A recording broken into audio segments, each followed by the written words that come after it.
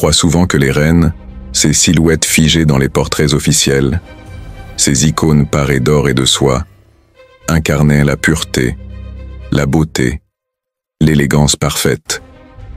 Mais derrière l'éclat des diamants et le faste des cérémonies, se cachait un univers beaucoup plus sombre, plus charnel, plus dérangeant. L'histoire officielle nous a légué des images de grâce et de majesté, mais si nous pouvions franchir le seuil invisible de leurs appartements privés, si nous pouvions humer l'air lourd qui stagnait derrière les rideaux épais, nous serions saisis d'effroi. Car ces femmes de pouvoir, ces souveraines adulées, se livraient à des pratiques d'hygiène qui défient l'entendement moderne. Et ce contraste, entre l'éclat public et la déchéance intime, est peut-être l'un des plus grands scandales silencieux de l'histoire des monarchies. Imaginez Versailles, ce palais dont chaque détail respire la magnificence. Les jardins ordonnés, les plafonds ornés de fresques célestes, les miroirs reflétant la grandeur du roi Soleil. Dans ces galeries, tout respire l'harmonie et la splendeur. Mais dans les couloirs plus discrets, là où s'ouvraient les appartements privés des reines et des favorites, les odeurs changeaient brutalement. Derrière les éventails, derrière les nuages de poudre parfumée, se cachait une réalité que nul courtisan n'aurait osé évoquer à voix haute, car les femmes les plus admirées du royaume vivaient dans une promiscuité olfactive et organique qui aurait choqué les humbles paysans eux-mêmes. Prenons le cas de Marie-Antoinette, devenue symbole de l'opulence française. Les manuels d'histoire la montrent frivole, aimant les bals, les jeux et les toilettes raffinées. Mais son rapport à l'hygiène révèle une vérité plus ambiguë. Comme beaucoup de ses contemporains, elle craignait l'eau. Les médecins de son temps affirmaient que l'éclos pouvait pénétrer dans la peau et transmettre des maladies. Aussi, la reine évitait-elle les bains prolongés, préférant se contenter de toilettes sèches où linge et poudre remplacèrent le contact direct avec l'eau. Dans ses appartements du Petit Trianon, les parfums coulaient à flot, saturant l'air de senteurs capiteuses. Mais derrière cette couche odorante se dissimulait une absence de propreté véritable. Les robes luxueuses, souvent réutilisées sans lavage fréquent, gardèrent les traces de sueur et de vie quotidienne. Les corsets, serrés à l'excès, empêchèrent la peau de respirer. Et lorsque la reine se délassait enfin, entourée de ses dames d'honneur, le mélange de parfums et d'odeurs corporelles devait frapper celui qui s'approchait trop près. Était-ce là une singularité? Non, mais un héritage. Sa belle-mère, Marie-Thérèse d'Autriche, avait-elle aussi adopté cette méfiance envers l'eau? Elle préférait se purifier par la prière et les parfums. Dans cette logique, la saleté visible était presque une marque d'endurance, une preuve de résistance physique et morale. Mais comment concilier cette idée avec l'image immaculée qu'on exigeait d'une reine? C'est là que l'illusion prit toute sa force. Les portraits, peints avec soin, dissimulaient la vérité charnelle. La peinture devenait une barrière, un masque éternel de perfection, alors que la réalité quotidienne était beaucoup plus âpre. Un autre exemple saisissant nous vient d'Élisabeth I d'Angleterre, surnommée la Reine Vierge. Ses sujets la vénéraient comme une déesse incarnée, immaculée et incorruptible. Son visage, blanc comme la neige, symbolisait la pureté. Mais ce blanc-haine n'était pas naturel. Il venait d'un maquillage à base de céruse, un mélange de plomb et de vinaigre. Chaque matin, elle appliquait des couches épaisses de cette pâte qui masquait ses rides et donnait à son teint un éclat irréel. Mais au fil des années, ce rituel eut des conséquences terribles. La céruse rongeait sa peau, provoquait des ulcères, des plaies purulentes, qu'elle recouvrait aussitôt d'une nouvelle couche. Ainsi, sous ce masque blanc, son visage se décomposait lentement. L'odeur métallique, les infections, les douleurs constantes faisaient partie de son quotidien. Mais devant ces sujets, elle apparaissait toujours immaculée, inatteignable. Quelle ironie plus cruelle que celle d'une reine vénérée pour une pureté qui n'était qu'un masque de poison. L'Europe entière baignait alors dans une vision paradoxale de l'hygiène.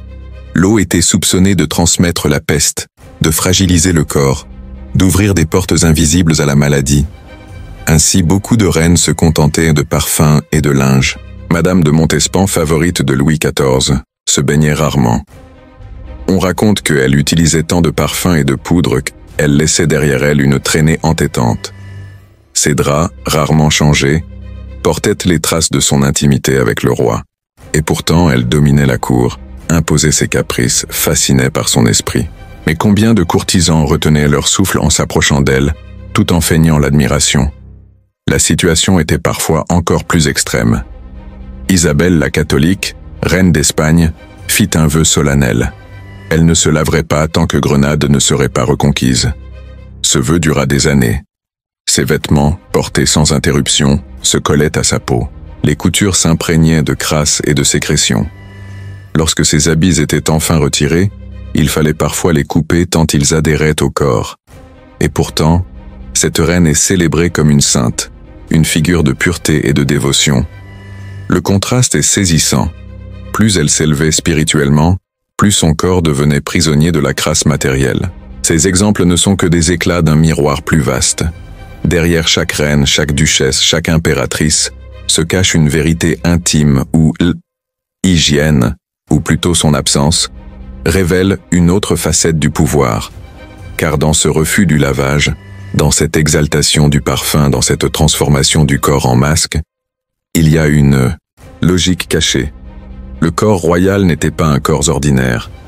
Il n'avait pas besoin de propreté car il incarnait une fonction divine. La saleté devenait presque un signe de détachement du monde terrestre. Mais cette illusion avait un prix terrible, pour celle qui devait la porter jour après jour. Et que dire de Christine de Suède, reine fantasque qui finit par abdiquer pour se retirer à Rome? Son refus de l'eau était catégorique. Elle se contentait d'essuyer son visage avec un linge humide, mais laissait son corps entier à l'abandon. Ses habits absorbaient la sueur et la crasse, ses draps accumulaient des mois d'impureté. Les ambassadeurs étrangers, reçus dans ses appartements, notaient à demi-mot cette atmosphère suffocante, mais n'osaient jamais l'écrire noir sur blanc. Car qui aurait osé accuser une reine d'exhaler la puanteur? Pourtant, cette vérité circulait en murmures, alimentant la légende d'une souveraine autant crainte que détestée. Plus au nord, dans les glaces de Russie, Catherine II la Grande marqua l'histoire par son intelligence politique et ses conquêtes militaires. Mais ses pratiques d'hygiène restaient à la traîne.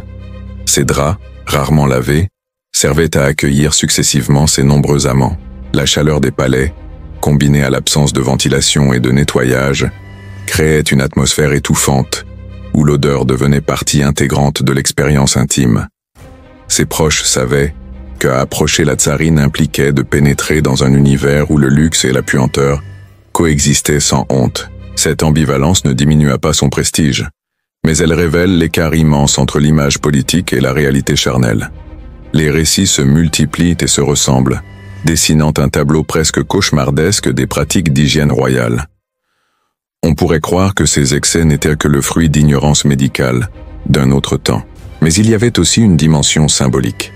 Le corps royal était sacré, intouchable, hors du commun. Le laver trop souvent aurait pu paraître une atteinte à ce caractère sacré. On le parfumait, on le masquait, on le sublimait par les habits, mais on ne l'exposait pas à l'eau. Ce choix était pas seulement médical. Il relevait d'une culture entière où la propreté signifiait autre chose que ce que elle signifie pour nous. Cependant, certaines pratiques franchissaient les limites de l'imaginable. Marguerite d'Autriche, duchesse de Savoie, croyait aux vertus thérapeutiques des excrétions corporelles. Elle conservait des fioles de sueur, d'urine, persuadée qu'elles pouvaient servir de remède. Dans l'intimité de ses appartements, elle se livrait à ces rituels étranges, loin des regards. Ce secret ne fut découvert qu'après sa mort, lorsque l'on ouvrit ses coffres. Quelle image choquante! Une duchesse admirée pour son élégance, dont la chambre cachait des fioles remplies de fluides humains. Était-ce une folie isolée, ou le signe que le corps royal n'obéissait à aucune règle commune? Ces premières histoires ne sont que le début du voyage, car plus on avance, plus les contradictions deviennent fortes, plus les détails deviennent insoutenables. Et bientôt, nous découvrirons que derrière la soie et les diamants, les reines vivaient parfois dans une réalité plus sordide que celle de leur propre sujet. À mesure que l'AOS enfonce dans ce labyrinthe d'odeurs et de rituels étranges, on comprend que l'hygiène des femmes royales n'était pas un simple détail de la vie quotidienne. Elle constituait un langage silencieux, une manière de dire quelque chose du pouvoir, de la fragilité et du mystère du corps sacré. Chaque reine, chaque impératrice, chaque favorite, portait en elle une tension constante entre les peurs images qu'elle devait incarner et la réalité physique qu'elle devait dissimuler. La cour de France au XVIIe siècle est sans doute le meilleur théâtre de cette contradiction. Derrière les dorures de Versailles, le palais le plus splendide d'Europe, régnait une odeur tenace, mélange d'urine, de sueur, de poudre parfumée et de nourriture avariée. Les courtisans, enivrés de privilèges, toléraient ce décor. Mais qu'en était-il des reines elles-mêmes? Anne d'Autriche, épouse de Louis XIII et mère du futur roi Soleil, portait le poids d'une maladie de peau chronique. Pour dissimuler ses lésions, elle utilisait des emplâtres à base de graisse animale et de poudre parfumée. Ces mixtures, loin de soigner, empirèrent les inflammations. Ses robes luxueuses, imbibées de ces substances, dégageaient une odeur persistante qui imprégnait ses appartements. Les courtisans, par respect ou par peur, ne disaient rien, mais les murmures circulaient. La reine empoisonnait l'air qu'elle respirait. Comment imaginer que la mère du roi Soleil, symbole de grandeur, vivait dans une atmosphère saturée de relents médicinaux et d'odeurs corporelles mal maîtrisées? Son fils, Louis XIV, imposa à la cour un raffinement inégalé. Mais paradoxalement, il ne remit jamais en cause cette méfiance vis-à-vis de l'eau. Ses favorites partagèrent cette même habitude. Les bains restaient rares et les parfums régnaient en maître. Madame de Maintenon, épouse secrète du roi, dissimulait son âge avancé sous des couches de poudre et de parfum. Sa chambre, pourtant destinée à incarner la piété et la retenue, baignait dans une odeur entêtante de cosmétiques rances. Mais qui aurait osé contredire celle que l'on surnommait l'ombre du roi? En Angleterre, la situation n'était guère meilleure. Marie Tudor, dite Bloody Mary, souffrait de problèmes de santé intime qui l'obligeaient à porter des linges imbibés de substances médicinales. Mais ces linges, changés trop rarement, dégageaient une odeur difficilement supportable. Ces dames d'honneur, contraintes de l'assister, tentaient de masquer la vérité par des encens et des fleurs. Pourtant, derrière les lourdes portes des appartements royaux, la puanteur devenait insoutenable. Ironie tragique. Celle que l'on tenait, mais à quel prix? À ce stade, il ne reste plus de doute possible. Leur hygiène des reines et impératrices ne fut pas une simple négligence accidentelle, mais un système, une culture, une croyance enracinée dans des siècles de tradition et de peur médicale. Pourtant, plus on avance dans les témoignages, plus on découvre des pratiques si dérangeantes qu'elles semblent relever d'une folie intime, d'un rapport presque sacrificiel au corps. Car certaines de ces femmes ne se contentaient pas d'éviter l'eau ou de saturer leur peau de cosmétiques empoisonnés. Elles transformèrent leur rapport au corps en un rituel étrange, où la saleté, la douleur et la puanteur devenaient les signes d'une élévation mystique. C'est le cas d'Isabelle de Portugal, épouse de Charles Quint. Profondément pieuse, elle considérait le corps comme une enveloppe méprisable, indigne d'attention. Elle refusait les bains, portait des vêtements de laine rêche qui irritaient sa peau, et considérait les mauvaises odeurs comme une épreuve spirituelle. Pour elle, souffrir du corps, c'était s'élever vers Dieu. Mais que pouvait bien penser son entourage, contraint de respirer jour après jour les effluves de cette sainteté odorante? Plus tard, au XVIIIe siècle, certaines archiduchesses autrichiennes héritèrent de ce même rapport ambigu au corps. On raconte que l'une d'elles, lors de son mariage avec un prince italien, fit découvrir à son époux des habitudes si répugnantes qu'il en fut traumatisé. Elle refusait tout contact avec l'eau, se contentait de changer de chemise et dormait dans des draps qui n'avaient pas été lavés depuis des mois. Les ambassadeurs contraints de négocier avec elle notaient son intelligence et sa vivacité, mais laissaient transparaître dans leur rapport une gêne persistante, comme s'ils voulaient prévenir discrètement les souverains étrangers de ce qui les attendait. Les récits des dames de compagnie permettent aussi d'entrevoir des vérités que l'histoire officielle a tenté d'effacer. L'une d'elles, au service d'une reine d'Espagne, confia dans une lettre jamais publiée de son vivant que ses mains étaient couvertes de ulcères à force de manipuler les linges souillés et les corsets imprégnés de sueur. Elle racontait comment, en soulevant les jupons royaux pour aider la souveraine à s'habiller, elle devait retenir sa respiration pour ne pas défaillir. Ces témoignages, rares mais poignants, nous révèlent une réalité qui dépasse la simple anecdote. La puanteur faisait partie intégrante du pouvoir. Car oui, il y a dans ces pratiques une dimension politique. Plus une reine se montrait détachée des nécessités matérielles du corps, plus elle apparaissait comme une créature surnaturelle, intouchable. Les odeurs, insupportables pour le commun des mortels, devenaient presque un sceau invisible de son statut. Personne n'osait le dire, personne n'osait l'écrire, mais chacun savait.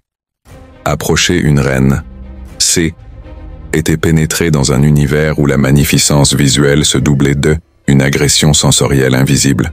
Et c'est peut-être là que résidait une part de son pouvoir, dans cette contradiction insoutenable qui fascinait et repoussait à la fois. Mais parfois, cette illusion se fissurait brutalement. Des rumeurs circulaient, des pamphlets anonymes dénonçaient la réalité.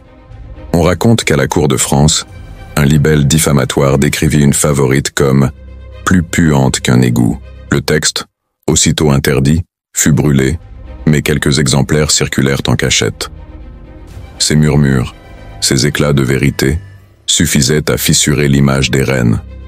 Car si le peuple avait su, si les paysans qui se lavaient parfois dans les rivières avaient compris que leur souveraine vivait dans une crasse permanente, quel respect aurait-il encore accordé à leur couronne? Un exemple fascinant est celui de Louise de Savoie, mère de François Ier. Femme d'une intelligence redoutable, stratège dans l'ombre, elle tenait une place centrale dans la cour de France. Mais son hygiène était un sujet de moquerie dissimulée. Ces dames, contraintes de nettoyer ses appartements, racontaient en privé que les tapisseries elles-mêmes s'imprégnaient de son odeur. Les chroniqueurs officiels, eux, se contentaient de louer son esprit et sa piété. Mais la mémoire populaire, plus cruelle, conserva l'idée que derrière la régente de France se cachait un corps abandonné, saturé de crasse et de parfums mal assortis. À travers l'Europe, les mêmes récits se répètent de Vienne à Madrid, de Londres à Saint-Pétersbourg. Anna d'Autriche, Élisabeth Farnèse, Sophie de Hanovre, toutes ces reines partagèrent le même paradoxe. Leurs portraits nous montrent des femmes éclatantes, mais leurs intimités racontent une autre histoire. Et si nous pouvions sentir aujourd'hui les robes qu'elles portaient, les draps où elles dormaient, nous comprendrions à quel point notre vision romantique des monarchies est trompeuse. Et pourtant, dans cette crasse, dans cette odeur, il y avait aussi une forme d'humanité brute. Ces femmes, prisonnières de leur statut, n'avaient pas le droit d'être elles-mêmes. Leur corps devenait un instrument politique, un objet sacré, mais jamais un être de chair libre. Refuser l'eau, se recouvrir de parfums, s'abandonner aux rituels empoisonnés, c'était aussi obéir à une logique d'époque, à une culture qui dépassait leur volonté. Peut-on les juger? Ou devons-nous voir en elles des victimes un système où elles, apparence, valaient plus que la vérité? Et si le plus grand scandale n'était pas leur odeur, mais le silence imposé autour de cette vérité? Car tout le monde savait. Les dames de chambre, les courtisans, les ambassadeurs, les époux, tous respiraient la même atmosphère. Tous connaissaient la vérité charnelle des reines, mais tous se taisaient, prisonniers d'un pacte invisible. Ce silence, plus que la crasse elle-même, est peut-être ce qui choque le plus. Alors, il reste une question, une seule, suspendue comme une ombre, craignait pour sa cruauté politique, était tout autant redoutée pour son odeur corporelle. Il faut comprendre que dans ces époques, le linge de corps, et non l'eau, était censé assurer la propreté. Les reines changèrent de chemise fréquemment, parfois plusieurs fois par jour. Mais ces chemises, saturées de sueur et de parfum, ne suffisaient pas à compenser l'absence de bain.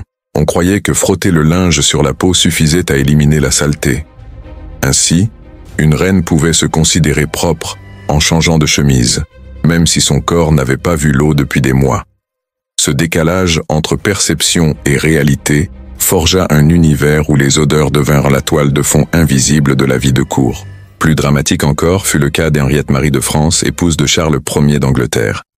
Exilée à Londres, loin du confort du Louvre, elle tenta de recréer son univers raffiné. Mais ses pratiques d'hygiène, héritées de la cour française, choquèrent les Anglais. Elle utilisait des cosmétiques épais, des poudres capillaires, mais se lavait rarement. Ses proches rapportèrent des odeurs persistantes dans ses appartements, que les Anglais, plus enclins à se laver, jugeaient intolérables.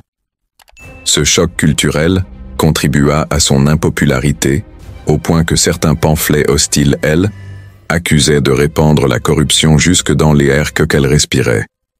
La même accusation pesa sur Catherine de Médicis. Si elle fascinait par son pouvoir politique et son influence sur les arts, elle effrayait aussi par ses habitudes cosmétiques.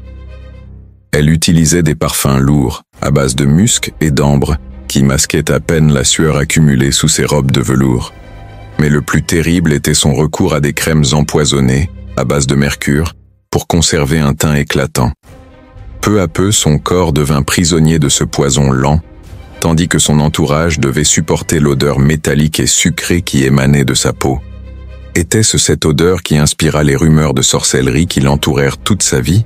La légende veut aussi qu'Élisabeth de Bavière, plus connue sous le nom de Sissi, impératrice d'Autriche, obsédée par sa beauté et sa chevelure interminable, passait des heures à se faire coiffer, mais négligeait le reste de son corps.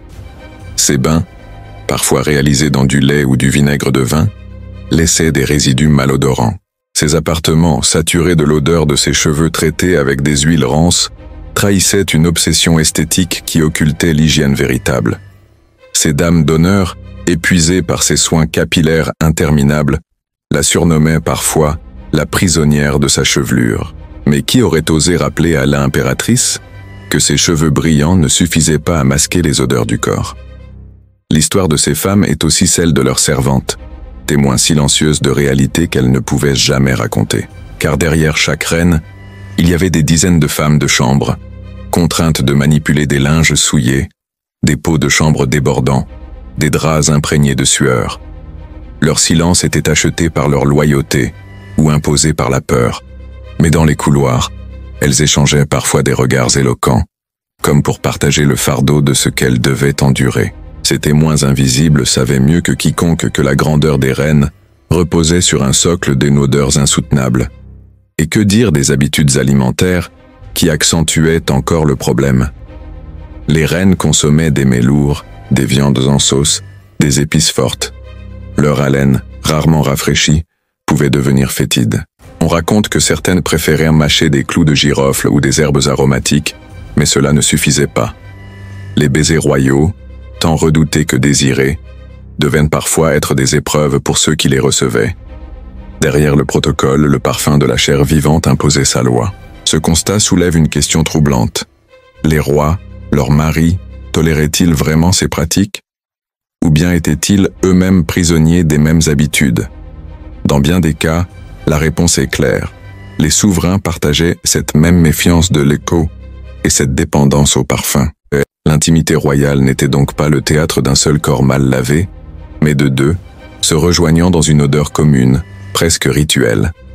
C'est peut-être pourquoi le scandale N éclata jamais publiquement. Il n'y avait pas de contraste possible, puisque tout le monde vivait dans la même illusion. Pourtant, certaines anecdotes percent ce silence.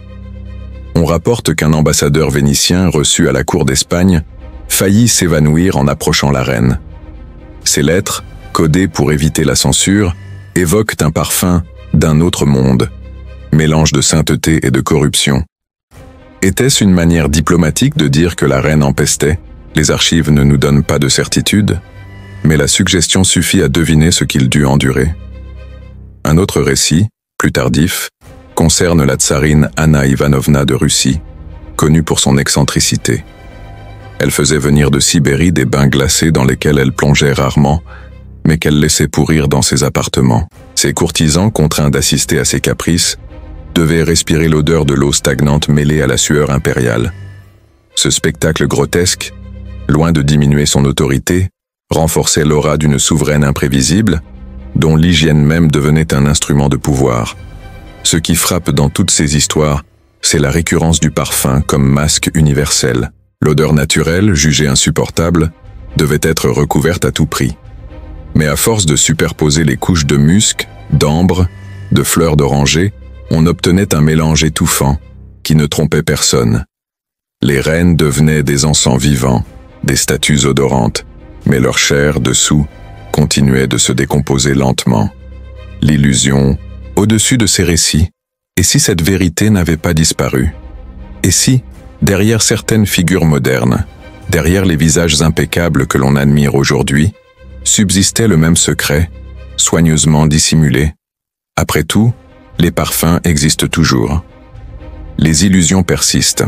Et qui peut dire ce que nous cacheront les archives futures lorsqu'elles s'ouvriront enfin sur les coulisses de notre temps? Car une chose est certaine, l'histoire n'a pas livré toutes ses odeurs.